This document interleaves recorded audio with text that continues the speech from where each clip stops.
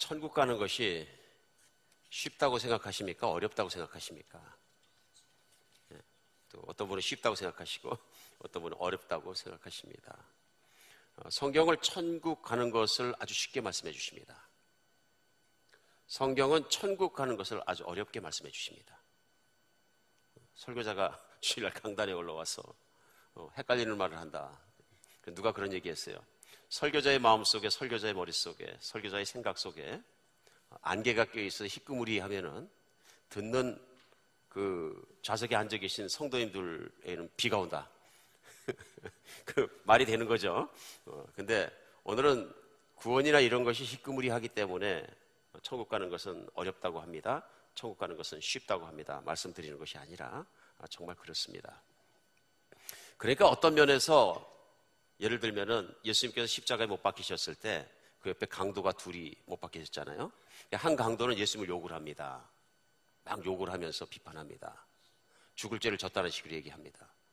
그러니까 옆에 있던 강도가 얘기합니다. 너하고 나하고는 진짜 죽을 죄를 져서 여기 매달렸지만 우리 내 죄값을 매달려 있지만 이분은 죄가 없다. 그리고 이분은 거룩하신 분이라 얘기하면서 예수님을 높입니다. 그러고 마지막으로 얘기합니다. 주여, 주님께서 나를 생각해 주시옵소서. 천국에 있을 때 나를 꼭 생각해 주시옵소서. 그러니까 예수님이 단연코 얘기합니다. 내가 오늘 오후에 나와 함께 낙원에 있으리라. 이 사람 구원됐을까요? 안 됐을까요? 네, 구원됐습니다. 그러니까 그렇게 생각하면 천국 가는 게 너무 쉽습니다. 그렇죠? 그냥 믿음만으로, 고백만으로 천국 간다는 거 예수님께서 확증해 주셨다. 근데 반면에 마태복음 7장에서 보면 예수님께서 충격적인 말씀을 하십니다.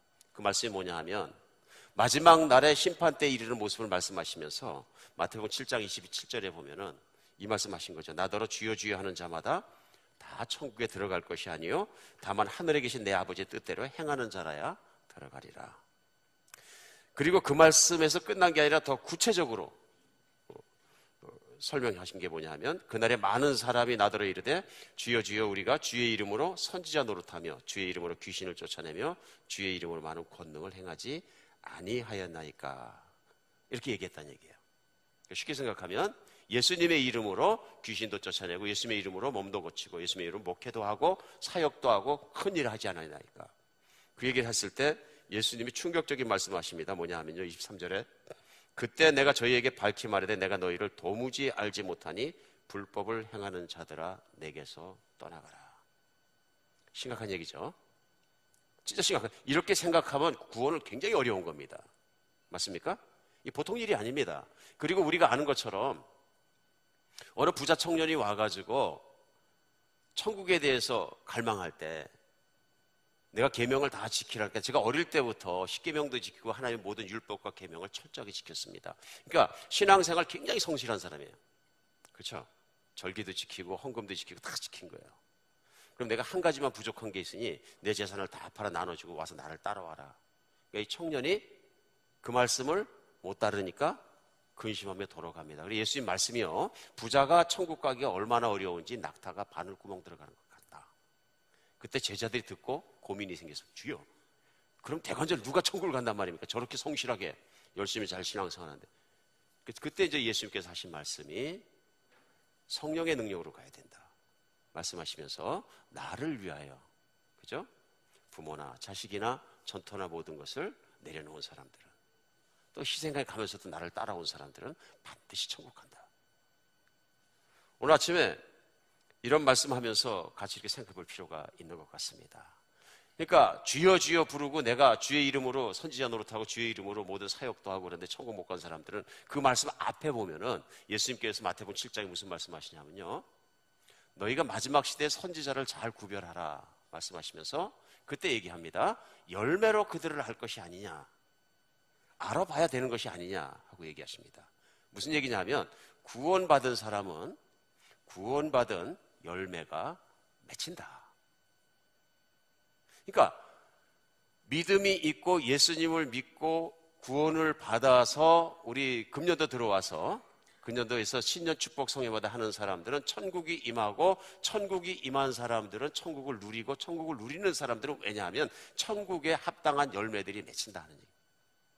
그 말씀이죠. 그러면서 열매를 보고 그들을 알라 얘기하시면서 그들이 합당한 열매를 맺지 못했기 때문에 천국 가지 못한다. 그랬을 때 뭐냐면요, 순종의 열매예요. 순종의 열매. 그 뒤로 7장에서는 마태복음 7장에 계속 이제 예수님께서 가신 마지막으로 비유를 해준 게 뭐냐면 염소와 양의 비유예요. 염소는 하나님 말씀을 듣지 않은 자이고 양은 하나님 말씀을 순종한 자예요. 그러면서 그 순종의 열매가 맺히면은 천국이 또 그들에게 임한 것을 알지 않겠느냐 하는 말씀을 하시는 겁니다. 결국은 그 열매라는 게 뭐냐면은 구원받은 사람은 구원의 열매가 맺힌다. 오늘은 걱정하기 위해서 연초부터 이 말씀을 같이 나누는 것이 아니라 오늘 히브리서 말씀이 그런 맥락에서 주신 것입니다. 오늘 본문이죠. 그것은 히브리서 말씀에 히브리인들이 정말로 히브리 교인들이 위기에 처했을 때 구원의 열매를 맺어야 된다. 하고서 강조하는 내용을 볼 수 있는 것입니다. 저도 들은 얘기입니다마는 어느 선교사님이 식인종이 와글와글하는 정글에 들어가서 사역을 하셨답니다. 그런데 그 선교사님이 식인종들에게 붙잡히셨어요. 그래서 꽁꽁 묻혀가지고 마을로 끌려갔는데요. 나중에 보니까 거기 이제 추장이 나오더랍니다. 너무 무서워서 벌벌 떠는데 가만히 추장을 보니까 어디서 많이 본 사람이더래요. 그래서 어디서 봤더라고 생각하다 보니까 자기가 신학교 다닐 때 선교사 되기 위해서 그때 신학교 같이 다니던 사람이더래요. 너무 신나가지고 이렇게 쳐다보면서 확실해졌대, 이제 그 사람인 것이. 당신은 신학교 때 나를 만난 사람 아니냐. 그러니까 쳐다보니 그렇다 그러더래요. 그러니까 희망이 생기고 너무 좋았는데 묶인 걸 안 풀어주더래요. 그래서 왜 이렇게 안 풀어주냐고 얘기하니까 아무 말도 안 하더래요. 그래서 지금도 그러면 식인종 사회에 있으면서 사람을 잡아먹습니까? 뭐 변한 게 없습니까? 그리스도에 대해서. 그러니까 그 사람이 얘기하더래요. 변했죠. 예전에는 우리 사람 잡아먹을 때 그냥 잡아먹었는데 이젠 기도하고 잡아먹습니다.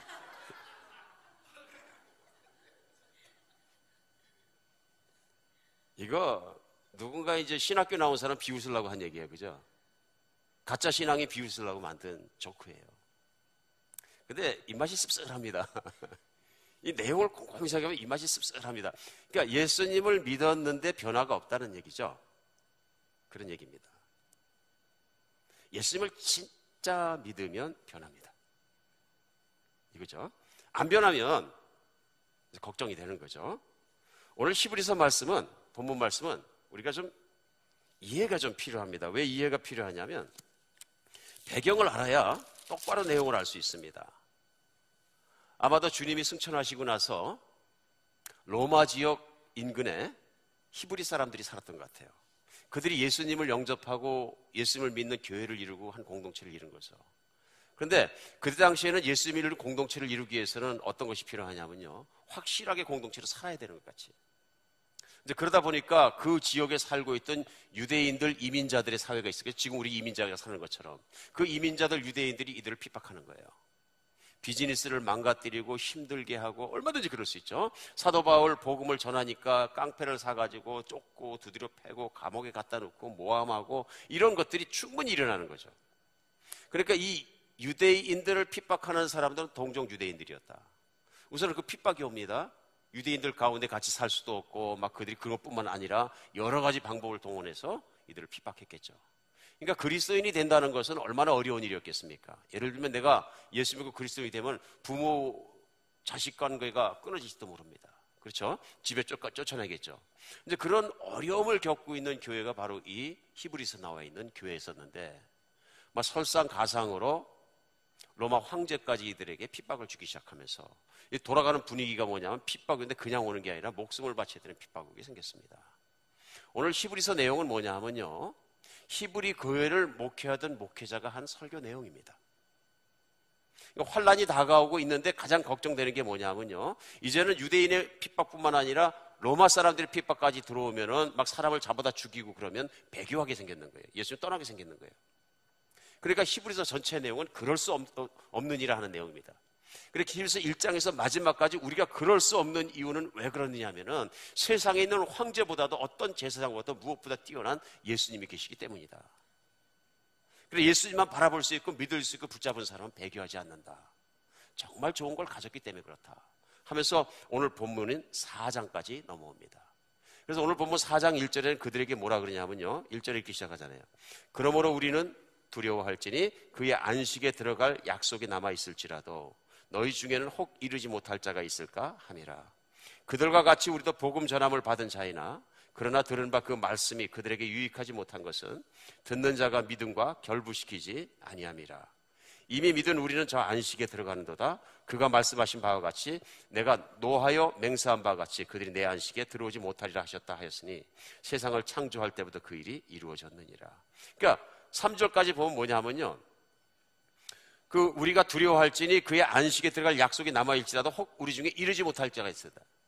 그러니까 여기서 안식이라는 얘기는 뭐냐 하면은 하나님의 평안 가운데, 하나님의 안식 가운데 들어가지 못할 사람들이 있는가 우리 돌아보자, 이런 얘기입니다. 이런 환란이 다가오면서 준비시킬 때 실제 우리 마음에 구원의 평안함, 구원의 안식이 임했는지 보자 하는 얘기입니다. 점검하자. 그러면서 계속적인 얘기가 뭐냐면은 4절에 보면요, 제7일에 관한은 어딘가 이렇게 일렀을 때 하나님은 제7일에 그 모든 일을 쉬셨다 하였으며 또 다시 거기에 그들이 내 안식에 들어오지 못하리라 하였으니 그럼 거기 들어갈 자들이 남아있거니와 복음 전함을 먼저 받은 자들은 순종하지 않음을 말미암아 들어가지 못하였으므로 7절요, 오랜 후에 다윗의 글에 다시 어느 날을 정하여 오늘날이라고 미리 이같이 일렀을 때 오늘 너희가 그의 음성을 듣거든 너희 마음을 완고하게 하지 말라 하셨나니 만일 여호수아가 그들에게 안식을 주었더라면 그 후에 다른 날을 말씀하지 아니하셨으리라. 조금 생각은 좀 필요합니다. 이들에게 무슨 얘기하는 거냐면요, 창조 때 하나님이 안식을 주셨다. 그러니까 창세기에 보면은 2장에 바로 창조가 1장에 끝나고 나서 하나님께서 마지막 날에 쉬셨다. 그리고 하나님을 믿는 사람은 하나님의 쉬신같이 쉬느니라 하는 본문이 오늘 히브리서 4장에도 나오고요. 하나님이 쉬셨다, 그런 얘기입니다. 그러니까 구원, 믿음, 이 모든 것을 어디 갖다가 지금 설명하고 있냐면요, 하나님의 안식에 갖다 설명해서 구원 이퀄 안식으로 설명하고 있는 것입니다. 그러니까 하나님께서 창조를 하고 쉬셨다, 이런 얘기는 뭐냐면요, 이제 하나님이 그 뒤엔 다시는 일을 안 하셨다가 아니라요, 창조의 일을 마치셨다는 얘기입니다. 피조물을 만드는 일을 마치셨다. 이 말씀은 뭐냐 하면은 피조물은 그 하나님이 만드신 정말 모든 계획과 만드신 것 안으로 들어가면은 누릴 수 있다, 이런 얘기입니다. 하나님은 그 창조의 사역 이후에는 무노동하고 아무것도 안 하신다, 그런 말씀이 아니고요, 그 창조에 관한 일을 쉬셨다는 얘기입니다. 그러므로 하나님이 그 창조하신 그 안에 들어가서 하나님 안에 쉬는 자들, 안식하는 자들이 바로 구원받은 자들이죠. 오늘 그래서 우리에게 중요한 건 뭐냐면요, 역사를 보니까 오늘 히브리서는 말씀하시면서 우리의 조상이라고 얘기하는 히브리인들이 봤을 때 히브리인들의 조상들이 안식에 못 들어간 자들이 많다, 이러니 그 안식에. 그러니까 청함은 받았는데, 하나님의 백성으로 부르심은 받았는데 부르심 받은 사람 중에서 안식에 못 들어간 사람들이 많다, 이런 얘기입니다. 그러면서 계속된 말씀은 그 얘기를 하는 것입니다. 다윗이 오늘날 미리 이같이 일렀을 때 오늘 너희가 그의 음성을 듣거든 너희 마음을 완고하게 하지 말라, 그 얘기하면서요, 9절에도 보면은 그런즉 안식할 때가 하나님 백성에게 남아있도다. 그래서 마지막 절 11절은 그러므로 우리가 저 안식에 들어가기를 힘쓸지니 이는 누구든지 순종하지 않는 본에 빠지지 않게 하려 함이라. 이 말씀에 배경이 무엇이냐면요, 이 설교 말씀을 전할 때 본문 말씀이요, 시편 95편입니다. 그러니까 히브리 목회자가, 설교자가 시편 95편을 놓고 현재 2000년 전에 히브리 교회가 겪는 현실 안에서 우리 과거에 시편 95편에 나와 있는 우리의 조상들처럼 우리 그렇게 살지 말자. 시편 95편은 다윗이 얘기했지만 그 사건이 일어난 것은 다윗이 다시 어디를 드냐면요, 과거 조상들이 광야에서 살 때를 비유하면서 광야에 살 때를 다윗이 전했는데 다윗의 말대로 우리도 조상들이 안식에 들어가지 못한 것처럼 그렇게 살지 말자 하는 얘기입니다. 시편 95편 그 내용이 뭐냐면요, 7절로 10절 내용이 이겁니다. 그 인용한 것이요. 그는 우리 하나님이시요 우리는 그가 기르시는 백성이며 그의 손이 돌보시는 양이기 때문이라.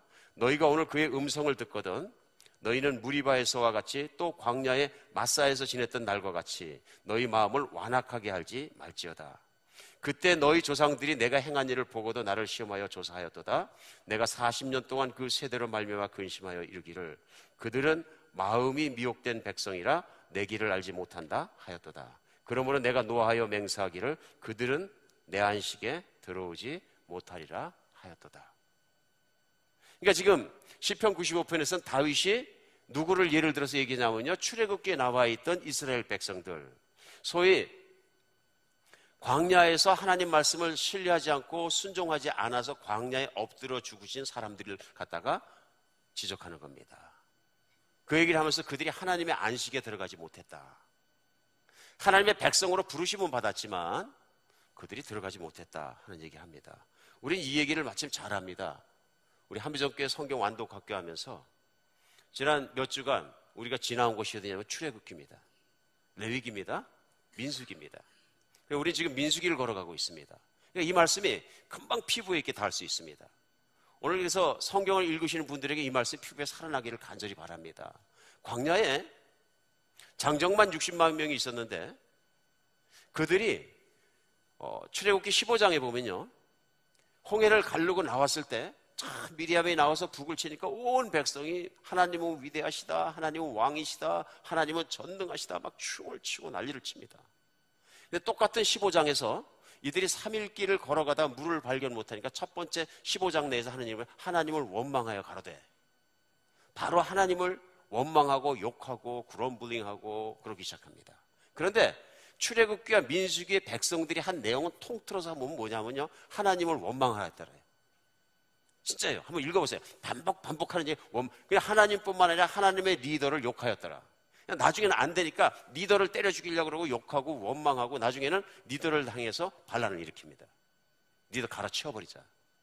그때마다 하나님이 치십니다, 백성을. 나중에는 가데스 바네아에서 하나님이 정복할 땅을 보여주셨는데 그때 마지막으로 최고로 하나님께 반역합니다. 하나님 믿지 않고 신뢰하지 않으니까 모든 원망과 불평 속에 있습니다. 결국은 그들이 어떻게 되느냐 하면요, 하나님의 수없는 기적을 맛보고도 광야에서 다 죽고 장정 60만 명 중에서 구원받은 자, 안식에 들어간 자가 딱 둘입니다. 60만 분의 2. 그러니까 쉽게 생각하면 장정 30만 명 중에 한 명이 하나님의 안식에 들어갔다. 그러니까 이들에게 얘기하는 안식은 뭐냐면요, 하나님이 약속하신 대로 약속이 성취돼서 가나안 땅에 들어가서 사는 것입니다. 이들에게 안식, 그렇죠? 약속이 이루어지는 것입니다. 그 땅을 하나님이 다스려 주시고 그 안에서 그것을 누리는 것입니다. 딱 2명. 심각합니까, 안 합니까? 이렇게 생각하면 굉장히 심각한 것입니다. 구원이라는 거 생각해보면 얼마나 심각한 건지 모릅니다. 그러니까 오늘 히브리서 내용은 그것입니다. 과거에 그들이 그렇게 하나님께 항거하고 믿지 않고 신뢰하지 않고 살다가 광야에 엎드려 죽은 우리 조상들의 예가 있지 않느냐. 그러니까 그들이 왜 그렇게 불평하고 원망하고 난리친 거예요? 광야가 힘들기 때문에. 광야 생활이 쉬웠다면, 내가 누릴 수 있는 걸 다 쾌락을 누릴 수 있었다면 이렇게까지 원망하지 않았겠죠. 우리 하나님은 좋으시다고 맨날 그랬겠죠. 근데 광야 생활이라는 게 내 마음에 드는 게 한 개도 없는 거예요. 햇볕을 피할 수 있는 변변한 나무 그늘도 없는 데에서 고생만 하니까 너무 힘드니까 일어나면 불평을 시작하는 거예요. 뭐 먹고 싶어, 목말라, 그늘에 들어갔으면 좋겠어, 집 짓고 살았으면 좋겠어, 이게 뭐야, 계속 불평하는 거죠. 그러니까 이런 걸 보면서 인생 중에 오늘 히브리서를 설교를 듣고 있는 2000년 전에 그 신약교회에 있는 사람들도 비슷한 시츄에이션이에요. 예수님을 믿었는데 유대인들에게 핍박이 오고, 그러니까 마찬가지죠. 우리 입장 바꾸는 생각하면 예수님을 믿었더니 여기에 이제 한인이 10만 명이 살고 있는데 믿는 사람이 뭐 10,000명이 있었다. 10대 1이잖아요. 그 사람들이 막 조직폭력배를 동원하고 교회를 불태우고 직장에서 해고시키고 막 난리를 치면 예수님을 믿는다는 게 기쁩니까? 힘듭니까? 피곤한 일이죠. 그럼 우리 기독교 중에 몇 명이나 떨어져 나갈까요? 그때 좀 이따 이제 나라에서 예수 믿는 사람 하나씩 잡아다 죽이겠다는 거예요. 저 이런 마음으로 설교 말씀 준비하면 정말 가슴이 답답해지려고 그럽니다. 우리 몇 명이 남아있겠느냐, 신앙 가운데. 이게 히브리서의 배경입니다, 지금. 그런데 하나님의 안식에 들어간 자들은 이길 수 있다는 얘기예요. 그러니까 광야에서 여호수아와 갈렙같이 딱 2명이 구원받은 이유는 그들은 하나님의 안식 안에 있었던 사람이다. 그게 무슨 얘기냐면요, 환경이 그들을 흔들지 못하는 사람들이었다. 하나님을 알고 천국이 누려지고 천국을 누리는 것을 아는 사람들이었다. 그렇기 때문에 내 안에 있는 천국 뺏길 수 없네. 내 안에 있는 하나님의 안식 뺏길 수 없네. 그러니까 내가 눈에 보이는 것보다는 하나님을 믿음으로써 변화된 모든 역사를 믿는 사람들이었다 하는 얘기입니다. 그러니까 그런 면에서는 구원을 안식으로 보고 있는 것이 타당한 얘기다 이런 얘기입니다. 오늘 이게 뭐냐면요, 그 안식이라는 것, 하나님의 안식 가운데 들어간다는 건 뭐냐면요, 내가 온전히 하나님을 100% 믿고 하나님 안으로 들어갔을 때만 일어나는 일입니다. 적당히 믿어서는 절대로 안 일어나는 일이고요. 그렇죠? 적당히 믿어서는 환경이 어려울 때, 광야를 지나갈 때, 환난을 당할 때 다 흔들리죠. 근데 나는 환경과 관계없이 하나님의 통치 밑에 사는 것이 너무 좋다는 걸, 그것 때 그 사람 안에 일어나는 게 뭐냐면은 바로 구원받은 자의 열매들이 맺히기 시작해요.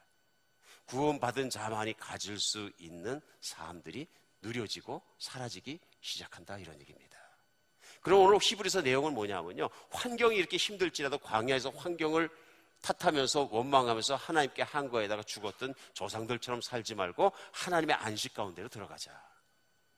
세상이 줄 수 없는 안식 가운데로 들어가자. 이 말씀이 이해가 가고 나는 그렇게 살 거야 하는 분들은 천국을 누리고 있는 거죠. 그 말이 맞아. 그래, 나에게 행복과 기쁨과 평안과 모든 걸 주는 건 세상에 있는 게 아니야. 하나님께로부터 오는 것이고, 세상의 환경이 아무리 어떨지라도 나는 내 안에 있는 평안을 뺏기고 싶지 않아. 주님의 평안 내 안에 있네, 그 무엇도 나를, 그런 찬양이죠. 그러니까 그런 찬양이 노래만 불러도 안 되는 거고, 이게 실제로 삶에서 누려지는 것을 얘기하는 것입니다.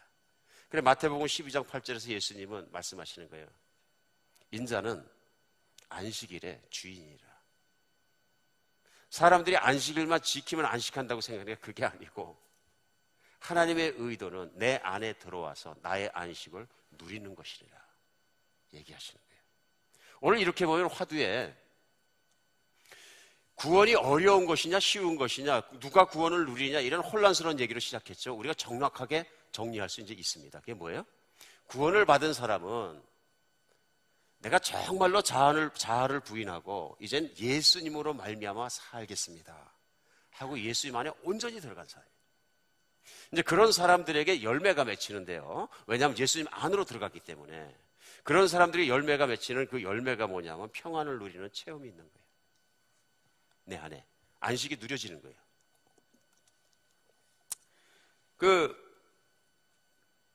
출애굽 당시에 구원받은 사람들은 열악한 환경 속에서도 불평하지 않습니다. 그렇죠? 그 여호수아와 갈렙 같은 사람이나 모세 같은 사람들은요, 아무리 환경이 열악해도 불평하지 않습니다. 왜 그렇습니까? 하나님을 신뢰하기 때문에요. 하나님을 온전히 믿기 때문에요. 믿음이라는 게 뭐냐 하면 나의 판단과 나의 생각과 나의 능력과 무엇보다도 나를 사랑하시고 나를 위해서 준비하신 하나님을 신뢰하는 거예요. 그러니까 당장은 내 환경 속에서 어려운 게 왔다 할지라도 내 하나님의 약속이 있고 가난을 들어가야 되고 그 길에 갔을 때는 하나님께서 나를 편케 하실 거라는 걸 내가 믿는 거예요. 그러므로 그 길을 하나님과 함께 걸어가는 동안은 내게 어떤 어려움이 와도 괜찮다. 그러니까 하나님을 믿는 사람과 믿지 않는 사람 판이하게 다른 거죠. 어떻게 보면 아는 거예요? 세상을 같이 살아보면 아는 거예요. 세상을 같이 살면서 불평, 불만, 원망, 탓 막 이런 게 가득 있고 비판, 비평 가득하면 뭐냐면요, 구원이 필요한 거예요. 내 마음이 평안 속에 어떤 안식 속에 예수님으로 꽉 차 있지 않기 때문에 그게 막 나오는 거예요. 그런 거죠. 오늘 그 2세 말씀은 이제 불평 제로에 대해서 우리 빌립보서 2장 말씀 가져서 나누게 되는데요. 불평은 그냥 우리 인생을 망가뜨리는 게 아니라 불평은 우리 인생을 부셔버립니다. 그것뿐만 아니라요, 불평은 죄입니다. 컴플레인하고 불평하고 군지렁거리고 따지고 이름으로 말미암아서 나는 하나님 나라에서 깨져버리는 사람이 됩니다. 이 죄입니다. 하나님을 신뢰하지 않습니다 하는 얘기를 계속 얘기하는 거예요. 그러니까 이스라엘 백성이 광야에서 불평한 이유는 뭐냐면요, 우리가 힘들 때 환경에서 불평하는 이유는 뭐예요? 나는 하나님의 선하심을 인정하지 않습니다. 나는 하나님의 신실하심을 믿지 않습니다. 나는 하나님의 약속을 기뻐하지 않습니다. 이런 직접적인 얘기들입니다. 심각한 얘기죠. 오늘 우리 주일날 다 같이 심각합시다 해서 얘기하는 것이 아니고요. 오늘 본문 말씀이 히브리인들에게 그것을 차지하는 것입니다. 그것이 오늘날 우리에게도 똑같이 필요합니다. 그러니까 오늘 히브리서 내용이 뭐냐면요. 만약 모든 사람이 안식에 이스라엘 백성이기 때문에 다 들어갔다면은, 무조건 이스라엘 백성이 들어갔다면, 다윗이 시편 95편에 어느 나라를 택해서 오늘날 하나님의 음성을 듣거든 순종하라고 얘기했겠느냐? 다윗이 말했을 때 오늘날은 그들의 날이고 과거 출애굽의 날이 아니다. 그럼 다윗이 그렇게 오늘날 얘기한 것처럼 안식에 못 들어간 사람이 있으니까 오늘날 그들의 몇백 년이 흐르고 히브리 교인들, 신약 교인들에게도 오늘날 해야 되는 얘기 아니냐? 마찬가지입니다. 오늘날 2015년도 1월 달에 여러분과 제가 하나님 말씀을 펴놓고 봤을 때 우리가 그 안식에 들어갈 것이 아니냐? 너무 중요한 것입니다. 왜냐하면 우리가 전에도 몇 번 말씀드렸습니다만은 본인은 감리교의 창시자라고 생각한 적은 없으신 것 같아요. 근데 감리교에서 그분의 라인을 따라서 쭉 온 우리 요한 웨슬리라는 유명한 목사님 계십니다. 이 요한 웨슬리 목사님 옥스퍼드 대학 다닐 때 믿는 형제들을 모아가지고 청년들이 하나님 말씀대로 살기 위해서 매일 성경 공부하고 매일 묵상하고 매일 나가서 구제하고 이렇게 살았던 사람들이에요. 그리고 그 클럽 이름을 거룩한 자들의 모임 홀리클럽이라고 해가지고 열심히 했던 사람이에요. 그리고 되게 목회자가 되고요. 신학교를 마치고 미국에서 선교를 하고 여러 가지 하다 선교가 잘 안 됩니다. 아틀란타에서 하다가 인디안 선교 실패하고 돌아가시는 길에 자기가 배에서 목회자니까 목사니까 그 배에 채플이 된 거예요. 목사가 된 거예요. 담당. 몇백 명이 타고 갔겠죠. 근데 이게 배가 요동을 쳐가지고 완전히 깨지게 생깁니다. 옛날에 범선이니까요. 많은 배들이 깨졌고. 그러니까 자기도 자기 방에 들어가서 무서워갖고 기도하려고 그랬는데 떨려갖고 덜덜덜 떨고 있었습니다. 이제 여기가 나의 인생은 끝이구나 하고요. 그래서 기어 나와 봤는데 그의 일기에 의하면 한 무리의 성도들이 다 모여 앉아갖고 어린애에서 아이들까지 손들고 찬양하고 있는 거예요. 손들고 찬양하고 있는 거예요. 그 모습 보면서 너무 도전을 바른 거예요. 그러니까 막 배는 흔들리고 막 사람들하고 난리를 치는데 거기서 붙잡고 찬양하는데 예를 들어서 주 안에 있는 나에게 딴 근심이 있으랴 십자가 밑에 나가 내 짐을 풀었네. 이런 찬양하고 있으면 놀랍지 않겠어요?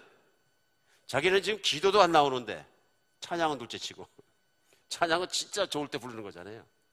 근데 화평하게 그 찬양을 부르고 있는 거예요. 그 얘기가 뭐예요? 오늘 죽어도 좋고 살아도 좋고 나는 구원받았으니 이런 위험이나 죽은 것 같은 것이 나에게 문제가 되지 않는다. 애기들까지 다 놀랬겠습니까? 안 놀랬겠습니까?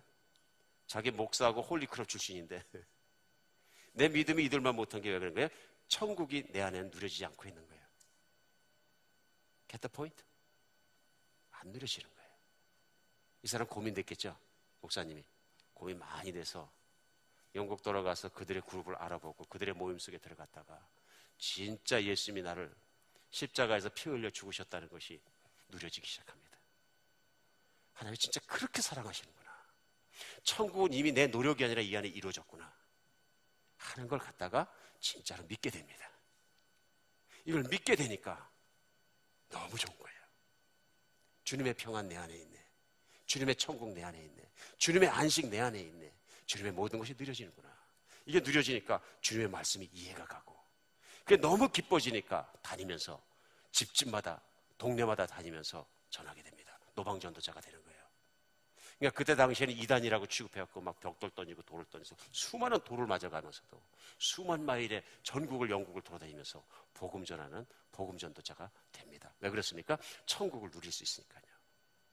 수많은 사람들은 그 당시에 천국을 못 누리고 있는데 나는 내 안에 천국을 그거를 나누고 싶은 거예요. 자기를 부인하고 십자가를 메고 나를 따르라 아무리 아는 것과 진짜로 나는 나 자신을 신뢰하지 않고 예수님 안에 들어가서 그분 안에 있는 안식과 평안을 누리는 것은 다른 일입니다. 진짜 믿어야 합니다. 그래서 예수님께서 마태복음 11장 28절로 30절에 하신 말씀, 수고하고 무거운 짐진 자들아 다 내게로 오라. 내가 너희를 쉬게 하리라. 나는 마음이 온유하고 겸손하니 나의 명예를 메고 내게 배우라. 그리하면 너희 마음에 쉼을 얻으리니 이는 내 멍에는 쉽고 내 짐은 가벼움이라. 그렇죠? 그러니까 세상을 살면서 어려움이 없는 사람이 어디 있겠느냐? 힘들지 않은 사람이 어디 있겠느냐? 그러나 내게로 오라. 그러면 내가 그 짐을 지어주겠다. 와서 내 십자가를 지라. 내 짐은 가볍다. 가볍겠어요? 엄청 무겁겠죠. 왜 가벼운 겁니까? 이게 우리의 깨달음이 필요하고 누리는 것이 필요한 게 뭐냐면요, 예수님이 이 땅에 계시는 동안에 그 무거운 십자가를 메시고도 하나님 아버지에게 온전히 의지하고 사셨습니다. 그러니까 천국이 누려지는 건 천국의 주인을 온전히 바라보고 그분을 믿고 그분께 의지했을 때 이루어지는 것입니다. 예수님이 이 땅에 계실 때 너무 어려운 사역을 하시고 힘들고 나중엔 십자가까지 메고 그 고통 속에 죽으셔야 됐지만, 예수님은 철저하게 아버지를 신뢰하는 분이시라 천국 안에 계신 분이기 때문에 짐이 가벼운 거예요. 그 이유를 왜 그러냐면 나는 겸손하다 얘기하시는 거예요. 나는 내가 뭐를 하겠다고 몸부림을 치고 난리를 치고 막 이러는 것이 아니라 난 아버지의 뜻대로 사니라. 그러므로 내가 무엇을 하는 게 아니라 하나님께 모든 것을 맡기고 사는 겸손한 사람마다 예수 그리스도 우리 예수님의 평안을 누릴 수 있다. 누릴 수 있다. 이건 내가 만들어 놓은 평안이나 내가 만들어 놓은 것이 아니고 열심히 기도했더니 내 환경을 하나님께 바꿔주셔서 편안해서 평안을 누리는 것이 아니라 하나님이 주시는 안식은 내가 믿음으로 바라고 예수님께 온전히 다 맡기고 들어갔을 때 나에게 오는 믿음의 안식이라는 거예요. 그러니까 구원의 열매라는 건 뭐냐 하면요, 이런 안식의 열매가, 쉼의 열매가 하나님 안에 있는 열매가 막 맺혀지는 거죠. 똑같은 환경 속에서 살아간다 그래도 이게 대조를 이루는 게 뭐냐면요, 세상 사람들 막 난리를 치고 그럴 때도 내 안에 평안을 누리는 것이 되니까 대비가 되는 거죠. 하늘의 별처럼 빛나는 사람이 되는 것이죠. 믿으십니까? 그래서 내가 천국에 들어갔느냐, 아직은 천국에 들어갈 필요가 있느냐 하는 걸 분별할 때 가장 중요한 건 나는 예수님 안에 있는 그러한 안식을, 평안을 누리고 있느냐. 굉장히 중요합니다. 아니면 나는 환경에 따라서 업앤다운하고 롤러코스터 탄 것처럼 막 아직도 춤추고 있느냐. 그러면 내가 춤추고 있는 사람 같으면 심각하게 예수님의 십자가를 묵상하시면서 그 예수님을 깊이 만날 필요가 있는 것이죠. 때에 따라서는 우리가 영성권, 믿음이 부족해서 예수님을 계속 바라보지 않으니까 그 신앙을 잃어버릴 때가 있습니다. 이런 건 세상 사람과 똑같습니다. 똑같은 얘기하고 똑같이 춤추고 내 노력하기 시작하고, 내 노력을 많이 하는 사람들은요, 그 결과가 뭐냐 하면요, 불평이 따라옵니다. 비판이 따라옵니다. 나는 열심히 노력하는 내 노력을 할 때는 사람들을 비판하고 정죄하고 손가락질하고 그러기 시작합니다. 그러면 나는 하나님의 안식 바깥에 있는 것입니다. 절대로 하나님 안에 있는 것이 아닙니다. 겸손해야 예수님을 신뢰합니다. 내가 진짜 겸손하고 온유해져야 나는 예수님 없이 못 삽니다. 이런 태도가 되는 것이죠. 오직 예수님 없이 못 사는 사람마다, 그분만 쳐다보는 사람만이 누릴 수 있는 것이 안식이고 그분의 평안인 것입니다. 여러분과 제가 그것이 누려지는 시간 되었으면 좋겠습니다. 두 번째는 뭐냐 하면요, 오늘 안식에 들어가기에, 순종하기에, 겸손하기에 힘쓰라는 얘기는, 두 번째는 뭐냐 하면요, 정말로 안식에 들어간 사람은 그 열매가 세상을 이기는 능력이 나옵니다. 그렇겠죠? 내 안에 평안이 있으니까 아무것도 아니고 가만히 있는 것뿐만이 아니고요, 예수님께서 이 땅에 계시면서 내가 정말로 고난 속에서도 다 십자가까지 이루신 것처럼 우리도 예수님과 같은 초능력적인 힘이, 믿음의 힘이 우리 안에서 나오는데, 그게 뭐냐면요, 세상을 이기는 힘이에요. 세상을 이기는 힘. 오늘 히브리 성도들은 히브리서에 보면요, 11절 마지막 절에 그러므로 우리가 저 안식에 들어가길 힘쓸지니 이는 누구든지 저 순종하지 않은 본에 빠지지 않게 함이라. 세상은 광야나 똑같습니다. 이스라엘 백성이 출애굽에 살았던 광야나 똑같이 힘든 곳입니다. 그런데 그들이 순종하지 않고 불평하고 결국 다 죽인 이유는 왜 그러냐면요, 안식을 누리는 능력이 내 안에 없었던 거예요. 그럼 여호수아와 갈렙 같은 사람은 어떻게 그걸 이겨 누릴 수 있었느냐? 그런 사막 가운데서도 감사할 수 있었다는 얘기예요. 물을 주셔서 감사합니다. 만나를 주셔서 감사합니다. 우리와 함께 계셔서 감사합니다. 갈 길을 알게 해주시니 감사합니다. 미래의 희망을 주시니 감사합니다. 우리에게 적군을 싸워서 이길 수 있는 하나님이 정말로 우리의 왕 되주시니 감사합니다. 이게 찬양이 늘 넘치고 감사가 넘치니까 환경이 문제가 안 되는 거예요. 이게 뭐예요? 광야를 이기는 믿음을 주신 거예요. 이해하시겠죠? 그러니까 우리가 세상을 살아가면 세상 이꼴 광야라고 봤을 때 세상은 혼란이 많은 것이고 세상은 불공평한 것이고 세상은 악이 가득한 것입니다. 여기에서 내 환경만 온실을 만들어 주셔갖고 찬바람 들어오지 않게 해주세요. 항온 항수 맞춰주세요. 문제없게 해주세요. 무탈하게 해주세요. 안 된다는 얘기죠. 안 된다는 얘기죠. 하나님은 그렇게 하시지도 않으십니다. 사실은. 맞습니까? 지금 당장 우리가 다 때려치고 선교 나가면 우리가 순종했으니까 선교 나갔을 때 고난이 하나도 없습니까? 아이고 반대된대요. 그럼에도 불구하고 그것을 이길 만한 믿음이, 안식이, 평안이 내 안에 있는 거죠. 그렇기 때문에 사명을 두려워하지 않는 거죠. 아이고 인도 가면 어떻게, 병 걸리면 어떻게, 너무 많은데 어떻게, 죽으면 어떻게, 고생하면 어떻게, 이게 없어진다는 얘기죠. 그러면 단기 선교는 우리에게 나의 믿음을 더 크게 할 수 있는 좋은 시험장이 됩니다. 나 자신을 드린 것만 중요한 게 아니라 나의 믿음이 그걸 이길 수 있도록 훈련받는 자. 마태복음 7장에 나와 있는 거짓 선지자들의 문제는 무엇입니까? 그런 얘기입니다. 순종의 열매가 없다. 사역의 열매는 있는데 그 사역을 내 힘으로 했든지 그 사역을 자기를 위해서 했을 때는 그 사람의 열매가 나타나는 게 뭐냐면 사역은 멋있는데 하나님께 순종하거나 어려움을 이겨내거나 그 안에 하나님의 안식을 누리는 열매가 없다는 거예요. 하나님이 절대로 속지 않으십니다. 왜냐하면 마음의 중심을 보시기 때문에. 그러니까 껍데기 모양으로 신앙생활을 하는 것 같고는 하나님이 속지 않으신다 그런 얘기예요. 오늘 무슨 얘기냐면요, 세상을 따라가는 삶을 살기 위해서 한 모든 사역은 하나님 앞에서 제로다, 꽝이다. 그러나 하나님께 순종해서 한 모든 사역은 남는다. 사역하는 모습을 껍데기 모양으로 봐서는 다 비슷비슷합니다. 그렇죠? 목회자도 그렇고 누구도 그렇고 평신도도 그렇고 사역하는 교회를 섬기는 모습에서는 비슷비슷합니다. 그러나 그의 삶과 태도와 누리는 걸 보면 엄청난 차이가 있습니다. 무슨 얘기냐면요, 내 인생에 바람이 불고 환란이 닥치고 막혔을 때도 계속 사역이 이렇게 되냐, 안 된다. 정말로 하나님 사랑해서 그렇게 살아갈 수 있는, 하나님께 순종하고 그 천국을 누리는 여러분과 제가 되었으면 좋겠습니다. 세상에 지지 않는 사람입니다. 실제로 저는 감동을 많이 받았던 게 최근에 미국에서 첫 번째 에볼라 환자가 발생해졌습니다. 얼마 안 된 얘기죠, 작년에. 그 첫 번째 환자 이름이 켄트 블래들리라는 미국 형제님이신데, 이 형제님은 젊은 분이고 결혼해서 아들이 하나 있고, 그런데 2013년도에 그 에볼라가 창궐하는 지역에 라이베리아에 의료 선교를 갑니다. 한 9개월여 사역하다가 에볼라 환자를 하다가 자기가 걸립니다. 처음에는 말라리아인 줄 알았대요. 그랬는데 열이 계속 올라가니까 이상해가지고 주변에 있던 동료 의사들이 그를 숙소에 격리시킵니다. 마침 그때 가족은 미국에 있는 어떤 친척이 결혼식을 하는 바람에 다 들어와 있었대요. 가족이 이제 못 들어가게 된 거죠.